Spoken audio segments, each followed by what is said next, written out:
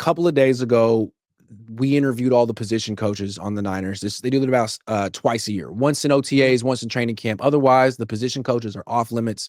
You only really get to talk to the head coach and the coordinators because the team wants to have like one clear voice and narrative. They don't want a bunch of different side voices and stuff. So anyway, we got to talk to Mick Lombardi, who's the new quarterback coach. And he was on the staff last year. He's he's about my age. He grew up out here. He's very eager and enthusiastic guy.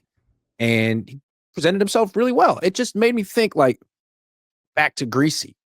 Griese they were really proud to have him, that he was a Monday Night Football announcer. He played in the league a long time. Generally, quarterbacks who play that long in the league don't coach. Yeah. I mean, Mark Brunell is a quarterback coach, but generally quarterback coaches aren't like big time starters. Yeah. He came here. He apparently had Purdy down as the top graded quarterback in the 2022 draft. He was right. Nailed that. Yeah. And then helped develop him. Got all these great reviews from players. And then right before Purdy's about to get paid, he decides that he doesn't want to coach anymore and wants to spend more time with his family. Okay. And then he's gone. And now the replacement is Mick Lombardi, who was here. They didn't go out and get another quarterback. They just promoted a guy who was here. So there's no like real replacement. You elevated someone, but there is an absence. Griese is gone. And there is no new Griese. Do you think this will impact Purdy at all? Or I don't know. What do you think?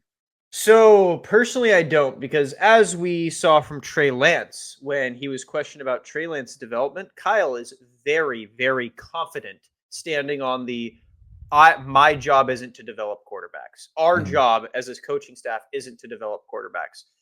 So I think Griese helped Brock. Like Brock said, he, really got him into him with the playbook and timings and stuff like that. I think by this point in Brock's career, he knows how to do that now. And he's figured that out. He's figured out his own system. And so I don't necessarily think, like, I'm sure he'll miss him as a person, but I don't know if it'll necessarily affect him football-wise. Again, Brock just had his worst year as a starter.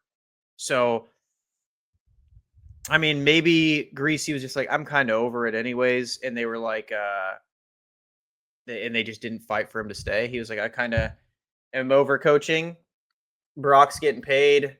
My work here is done. Maybe like that was his mentality. Like, I finished. I completed my job. Prize Picks will give you $50 when you play your first $5 lineup. Win or lose, you'll get $50 for playing. Use promo code Cohn, COHN, and download the app now. Well, I've been thinking about this a lot. It seemed like the way they presented it to the media and the fans is like, oh, Brian just left. Like, we love Brian. And he just decided he didn't want to be a coach anymore and he needs to spend more time with his family. Like, we were just blindsided. But it's cool because we're just going to promote Mick Lombardi. Like, you know what I mean? They made it seem like this was this huge loss, but they didn't actually need to go find anyone to replace him because they just happened to have someone on staff.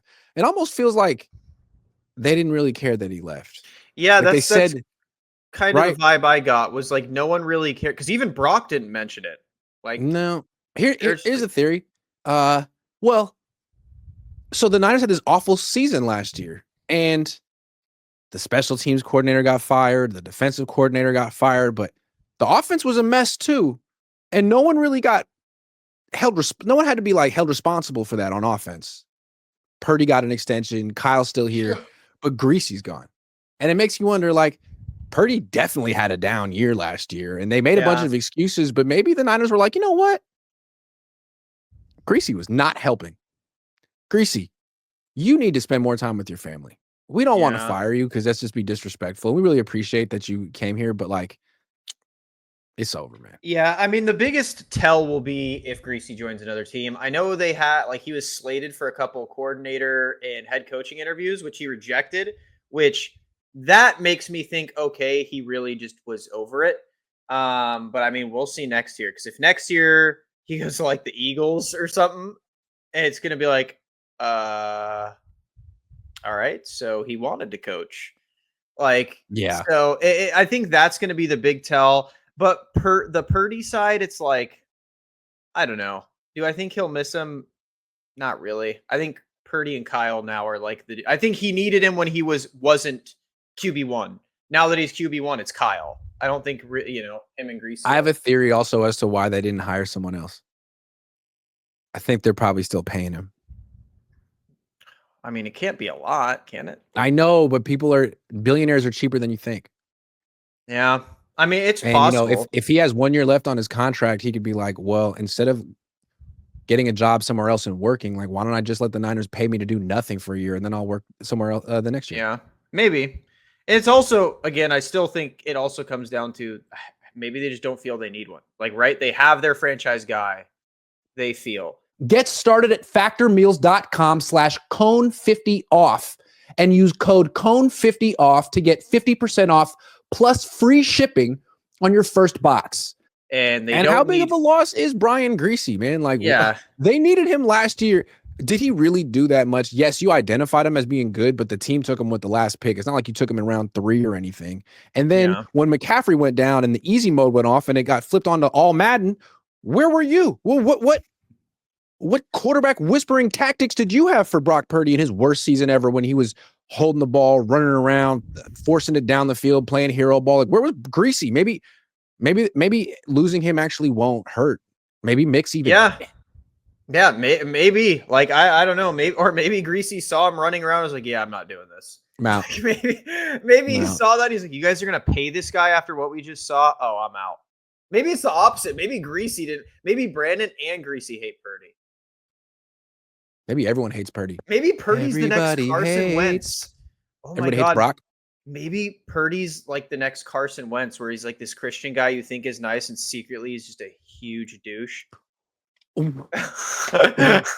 Is it also possible that like people just look at Brock differently? Like, it's easy to like the guy who's the least highest paid player on the team. Oh, for sure. Right? Now it's easy to be like, oh man, people don't understand how good this little guy is, man. He's so good. He should get paid more than he's paid. And then it's like, well, now he's the 7th highest paid player in the league. Everyone's like, man, I got this full pay. What are we talking about over here? You see now he's playing damage control, right? Like Purdy's going like, oh yeah, like I didn't take as much as I could have. It's like, shut up. Yeah, you did. You won 6 games last year.